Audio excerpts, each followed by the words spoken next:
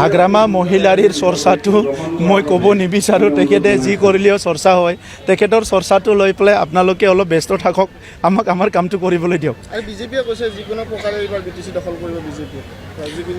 চাওক, ৰাজনীতি খেলিলে চবে ভাবে যে বা বিচাৰে যে ময়ো সফল হ'ব লাগে। এইটো জনতা জনাৰ্দনেহে ঠিক কৰিব, কোনে কেইটা পাব, কোনে কেইটা নাপায়, কাক মৰম দিব, কাক মৰম নিদিয়ে। এইটো ছেপ্টেম্বৰ মাহত যেতিয়া EVM খুলিব বা বেলট বক্স খুলিব তেতিয়াহে ওলাব। এতিয়া আজি এই কথাবিলাক প্ৰেডিকশ্যন কৰিব নালাগে। আমি ভাৰতবৰ্ষখন বিশ্বৰ ভিতৰত সৰ্ববৃহৎ আৰু শ্ৰেষ্ঠ গণতন্ত্ৰ বুলি কয়। গতিকে ৰাইজকো চিন্তা কৰিবলৈ দিয়ক, ৰাইজকো সিদ্ধান্ত ল'বলৈ দিয়ক, আমি নিজৰ কামবিলাক কৰি যাওঁ। বিজেপিৰ আগ্ৰাসী নীতিৰ ফলত আপোনালোকক ফলদেশত পেলাব নেকি? মই সদায় কৈ আছোঁ যে বিজেপি এটা ৰাষ্ট্ৰীয় দল, ভাৰতৰ চাৰিসীমাৰ ভিতৰত ইলেকশ্যন খেলিব পাৰে। আমি আঞ্চলিক দল, আমি আমাৰ অঞ্চলত খেলিম। কংগ্ৰেছ ৰাষ্ট্ৰীয় দল, ইহঁতে ভাৰতৰ চাৰিসীমাত ইলেকশ্যন খেলিব।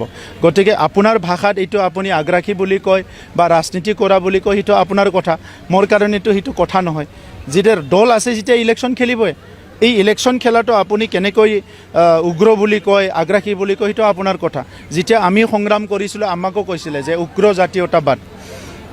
এতিয়া উগ্ৰ জাতীয়তাবাদটো কি, নৰ্মেল জাতীয়তাবাদটো কি, সেইটোতো জুখিবলৈ কোনো মেচিন নাই। আজি অনুষ্ঠানৰ পৰা